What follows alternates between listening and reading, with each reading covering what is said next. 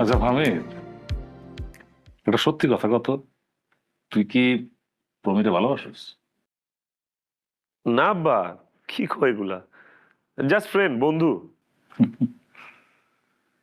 আমি কিন্তু তোর মায়েরে ভালোবেসে বিয়ে করছিলাম, তাই কোনটা জাস্ট ফ্রেন্ড, কোনটা গার্লফ্রেন্ড, কোনটা ভালোবাসা, কোনটা ভালোবাসা না, আমি কিন্তু সব বুঝি।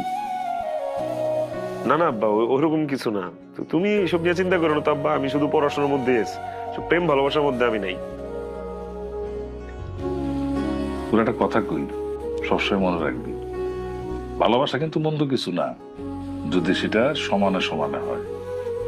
আর যদি আকাশ পাতাল তফাৎ হয় তাহলে কিন্তু সেটা মরণ।